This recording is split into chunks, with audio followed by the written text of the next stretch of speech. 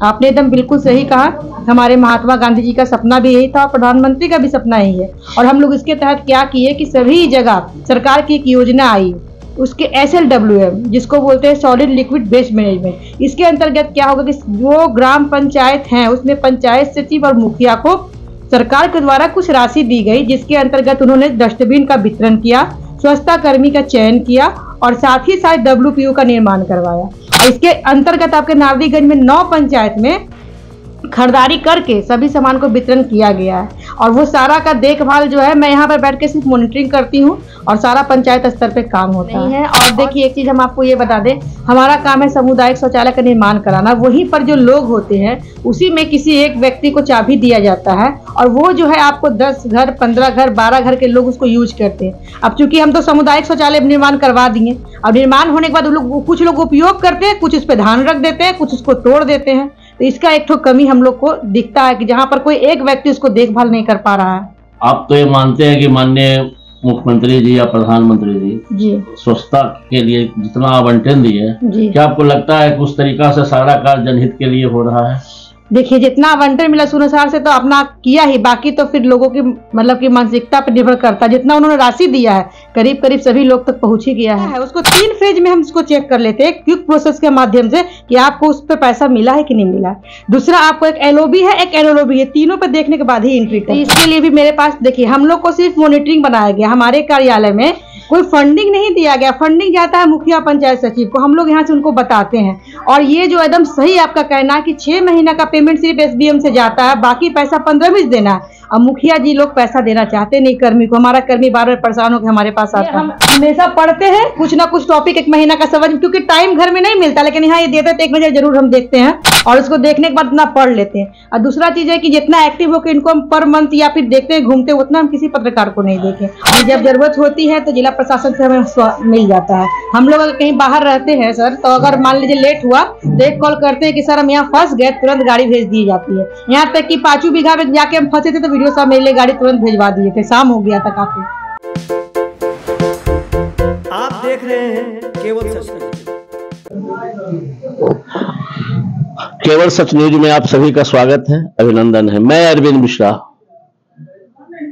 राष्ट्रपिता महात्मा गांधी का सपनों के स्वराज में उन्होंने बताया था कि स्वच्छता सबसे बहुत जरूरी है। हर गांव में स्वच्छता हो ताकि नारकीय जीवन से लोग नहीं जी सके, बीमारी नहीं हो। और देश के आदरणीय प्रधानमंत्री श्री नरेंद्र मोदी जी हो या माननीय नीतीश कुमार जी हो, स्वच्छता के लिए बहुत सारी योजनाएं प्रखंड में जिला में दिए। कई पदाधिकारियों की नियुक्ति भी हुई, संपूर्ण स्वच्छता अभियान भी चला, लोहिया स्वच्छता अभियान भी चला।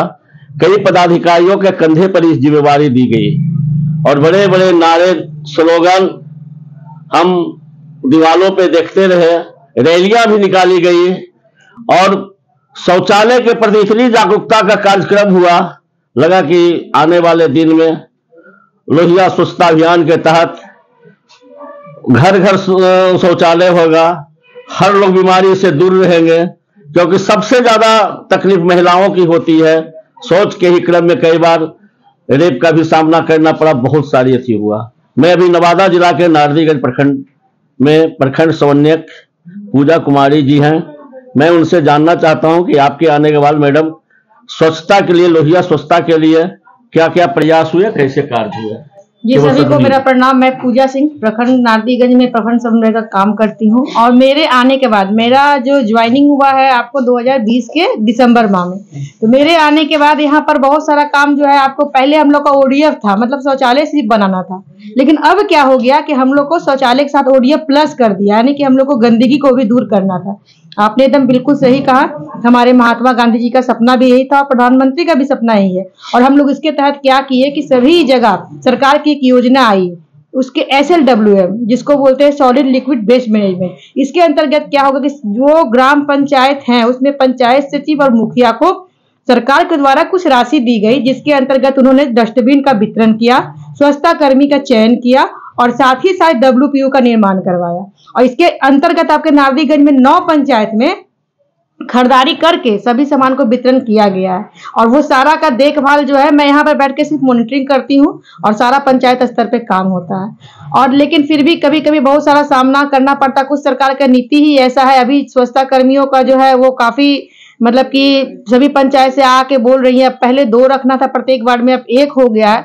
तो कुछ कुछ तो मुश्किल आती है, लेकिन मैं अपना समझ के तो बहुत सारा चीज को दूर कर रही हूँ।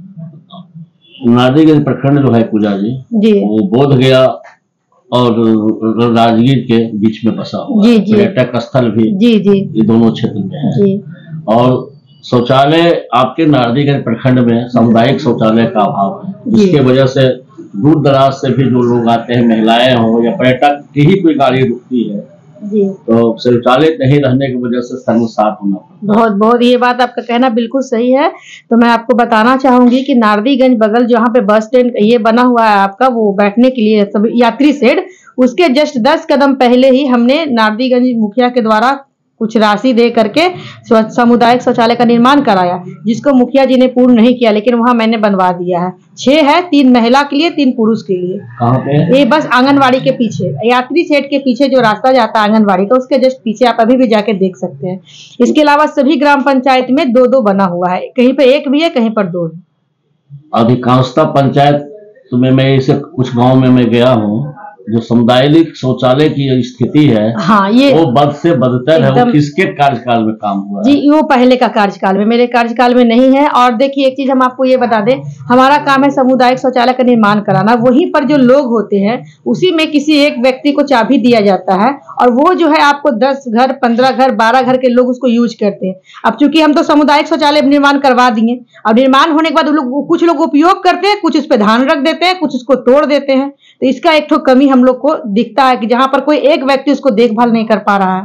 आप तो ये मानते हैं कि माननीय मुख्यमंत्री जी या प्रधानमंत्री जी स्वच्छता के लिए जितना आवंटन दिए, क्या आपको लगता है कि उस तरीका से सारा कार्य जनहित के लिए हो रहा है?